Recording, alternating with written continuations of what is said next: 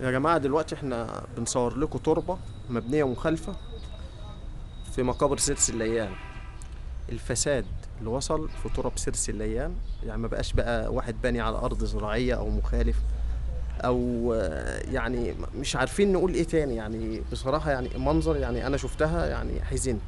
التربة دي أولا مكانها فاضي. أولا احنا هنقول إن الترب دوت بتاع بسيوني وأولاده، اللي هو واخد 3/23. وهنا الحاج علي وده ظهر مقابر اهوت. والقبر دوت باسم هذا القبر ملك الحاج عبد اهوت. المشكله وقع ما بين التربتين دول.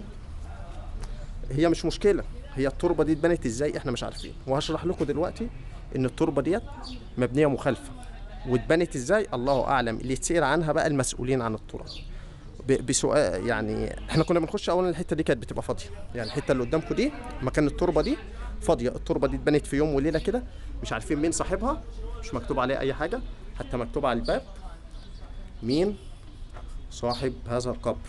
هذا القبر مبني مخالف، وهثبت لكم ازاي انه اتبنى مخالف. اولا يا جماعه، ده مش باب القبر. باب القبر اهوت باين انه مفتوح لسه قريب، ماشي. باب القبر دي الجهه القبليه، يعني الباب ده كده قبلي. الباب ده ما كانش قبلي يا جماعه، الباب ده كان غربي اهو. الشاهد اهو اللي بيقول ان باب التراب كان هنا جهه غربيه، ماشي. طبعا قفلوه عشان يفتحوا دوت ويعرفوا يبنوا التربه دي، تمام. فالتربه ديت اتبنت في يوم وليله، ازاي ما نعرفش.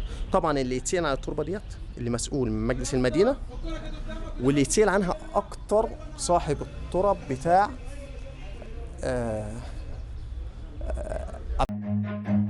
لان ايه صلته انه ينقل بابه إلا لما يكون ليه مصلحه في ان التربه دي تتبني. لغايه دلوقتي احنا مش عارفين مين صاحب التربه، ماشي. ايه مصلحه هذا القبر اللي هو ملك المرحوم عبد الستار قران. فاحنا عايزين بس ايه نطرح الموضوع دوت على رئيس مجلس المدينه والساده المسؤولين، يعني ماشي. وزياده تاكيد كلامي، احنا لو فتحنا التربه دي اللي هي بتاع عبد الستار هنلاقي الباب اللي مسدود موجود. فاحنا عايزين نعرف ترخيص التربه دي فين ومين صاحبها بس. فاحنا يعني عايزين حد من المسؤولين يرد علينا بما يرضي الله. ماشي يا جماعه، بس وشكرا.